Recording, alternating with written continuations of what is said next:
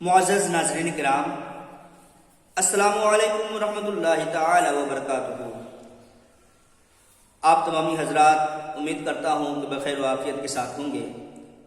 آج ہم اور آپ کے سامنے پھر قربانی کے مسائل کو لے کر کے آئے ہیں، یا یوں سمجھ لیجیے کہ ان کی فضیلت بیان کرنے کے لیے آپ کے سامنے میں حاضر ہوں۔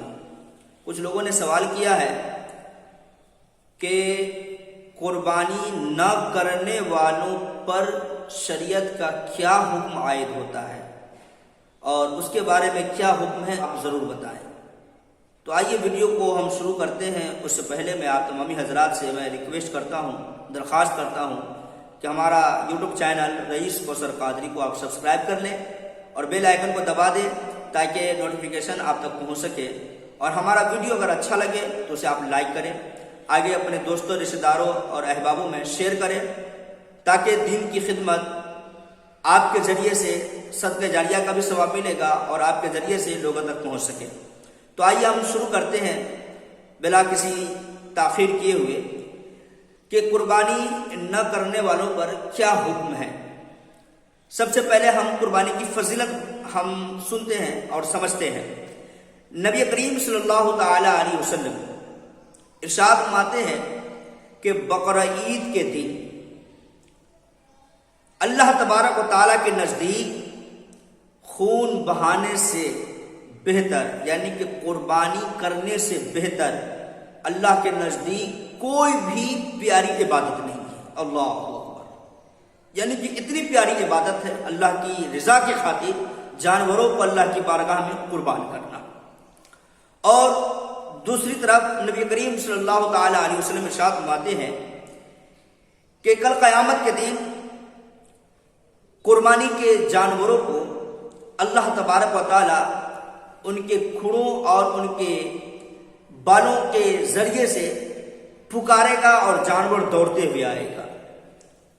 میرے بھائیوں، اور نبی کریم صلی اللہ تعالی علیہ وسلم مزید ارشاد فرماتے ہیں کہ اللہ تبارک و تعالی قربانی کے جانور کو ان کے ذبح کرنے کے بعد جو خون جو زمین پر گرتا ہے، گرتا بعد میں ہے، اللہ ان کی اس قربانی کی نیت کو اور اس جانور کو پہلے قبول فرما لیتا ہے۔ اللہ اکبر، بتائیں کتنا بڑا ثواب کا کام ہے۔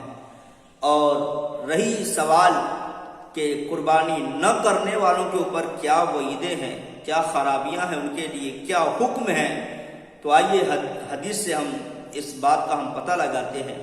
سرکار دو عالم صلی اللہ تعالی علیہ وسلم ارشاد فرماتے ہیں کہ جو انسان مالک نصاب ہے، اللہ تبارک و تعالیٰ نے اسے اتنی دولت سے نوازا ہے کہ وہ قربانی کر سکتا ہے، اس کے باوجود بھی اگر وہ قربانی نہ کرے، میرے مصطفیٰ نے جملہ ارشاد فرمایا، میرے بھائیوں آج بھی وہ جملہ سننے کے بعد رونگٹے کھڑے ہو جاتے ہیں۔ سرکار فرماتے ہیں کہ مالک نصاب ہونے پر بھی کوئی انسان اگر قربانی نہ کرے تو پھر مجھے کوئی فرق نہیں پڑتا کہ وہ کافر ہو کر کے مرے یا یہود و نصارہ ہو کر کے مرے، یعنی کہ سرکار فرماتے ہیں کہ ہماری اس کے موت سے ہمیں کوئی فرق نہیں پڑتا کہ وہ کس حالت میں دنیا سے جا رہا ہے۔ میرے بھائیوں، کتنی افسوس کی بات ہے کہ وہ انسان اپنی نبی سے ناراضگی کا کس ذریعے وہ سبب، کس انداز سے وہ سبب بن رہا ہے۔ میرے بھائیوں، تو اپنے نبی سے ناراضگی کا آپ سبب نہ بنیں۔ اور دوسری طرف سرکار مدینہ صلی اللہ تعالی علیہ وسلم ارشاد فرماتے ہیں کہ جو انسان مالک نصاب ہے اور وہ انسان قربانی نہ کرے تو پھر فرماتے ہیں کہ اسے کوئی حق نہیں ہے کہ بقرہ عید کے دن وہ عیدگاہ کے قریب بھی آئے۔ اللہ اکبر۔ اب میرے بھائیوں آپ اندازہ لگائیں، پھر بھی اس زمانے میں لوگ کہتے ہیں کہ ہم مالک نصاب نہیں ہیں۔ 30 ہزار، 40 ہزار، 50 ہزار کے موبائل آج ہر انسان کے پاس ہے، اور وہ بھی کہتا ہے کہ ہم مالک نصاب نہیں ہے۔ میرے بھائیوں، سوچنے اور سمجھنے کی بات ہے۔ اور چلتے چلتے ایک اہم مسئلہ بھی بیان کر دیتا ہوں قربانی کے متعلق سے، کہ بہت سارے لوگ اس بارے میں سوال کرتے ہیں کہ ہم قربانی کس کے نام سے کریں۔ تو کبھی کبھی ہم بھی جاتے ہیں قربانی کرنے کے لیے، ذبح کے لیے جب مجھے بلایا جاتا ہے تو پوچھتے ہیں کہ بھائی کس کے نام سے، تو پتہ چلتا ہے کہ بیٹے کے نام سے قربانی کرے، یا پھر مطلب کہ بیٹے کے نام سے قربانی کرنی ہے، کہ بالکل غلط ہے۔ غلط اس اعتبار سے ہے، قربانی کس کے نام سے ہونی چاہیے؟ شریعت نے کہا گھر کے اندر میں جو گارجین ہے، جو کاج کرتا ہے، جو سب کا سرگنا ہے، سردار ہے، جس کی سرپرستی میں پوری پریوار چلتا ہے، جس کی سرپرستی میں پورے آمدنی کا، اخراجات کا پورا حساب و کتاب ہوتا ہے، حقیقی معنی میں قربانی اس کے نام سے ہوتی ہے۔ اب اگر ہر سال وہی گھر کے ذمہ دار ہے تو ہر سال انہی کے نام سے ہوگی قربانی۔ میرے بھائیوں، لیکن معاشرے میں جہالت ہے کہ اگر میں نے دیکھا لوگوں سے، میں نے سنا کہ ابو کے نام سے 7 قربانی ہو گئی، اب ابو کی ذمہ داری ختم ہو گئی، اب اماں کی باری آ گئی، اب اماں کے نام سے 7 بانٹ لیا جائے گا، 7 قربانی کی جائے گی، پھر اماں کے نمبر ختم ہو جائے گا تو پھر بھائی کا نمبر آئے گا۔ میرے بھائیوں، یہ بالکل غلط طریقہ ہے، ان طریقوں پر آپ کی قربانی نہیں ہو سکتی ہے۔ حقیقت یہی ہے کہ اب اگر آپ کے گھر میں اگر آپ کے والد اگر گارجین ہیں، آپ کے والد سرپرست ہے، آپ کے والد کے بینک اکاؤنٹ میں سارا پیسہ آتا ہے، آپ کے والد سارے اخراجات جوڑتے ہیں، سارے گھر کا خرچہ وہی اگر انہی کے ذمے میں ہے، تو میرے بھائیوں، آپ کے والد، آپ کے ابا حضور ہی حقیقی معنی میں قربانی کا حقدار ہوتا ہے۔ اب اگر ہر سال اگر وہ ذمہ دار ہے تو ہر سال ان کے نام سے قربانی ہوگی۔ ایک اور اہم مسئلہ ہے، یہ بڑا پیچیدہ مسئلہ میرے سامنے آیا تھا کہ کہا گیا کہ ایک بزنس ہے جس بزنس میں 4 بھائی شامل ہیں، والد کا سایہ سر سے اٹھ گیا، ماں بھی دنیا میں نہیں ہے، لیکن 4 بھائی ہیں جو ایک بزنس کو وہ چاروں بھائی مل کر کے چلاتا ہے۔ اب ان چاروں بھائیوں میں کن کے نام سے قربانی ہوگی؟ چونکہ ان کے آمدنیوں کا مالک تو چاروں بھائی ہیں، تو پھر قربانی کس کے نام سے ہوگی؟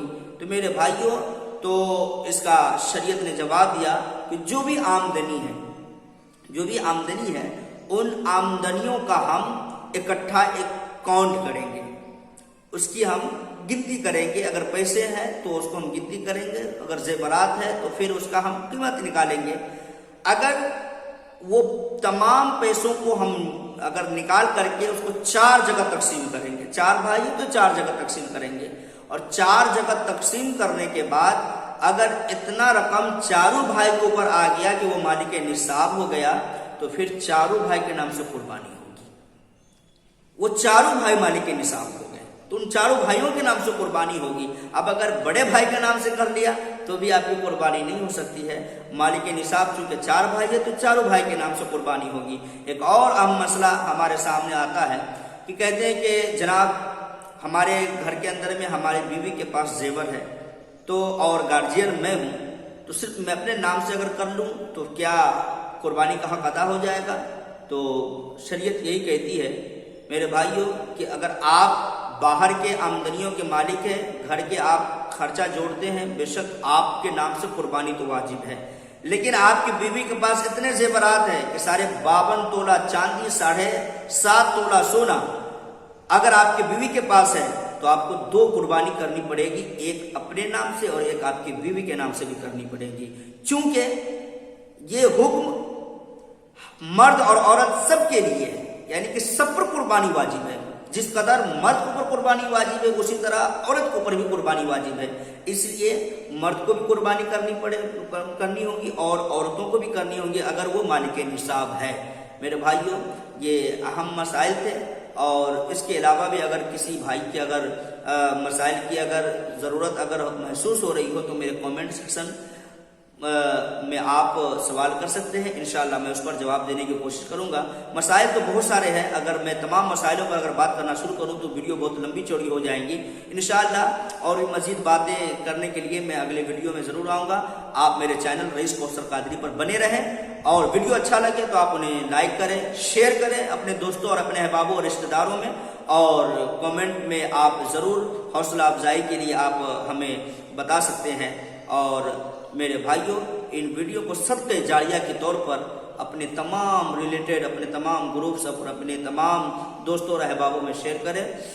امید کرتا ہوں کہ ہمارا یہ ویڈیو آپ تمام لوگوں کو اچھا لگ رہا ہوگا۔ السلام علیکم ورحمۃ اللہ تعالی وبرکاتہ۔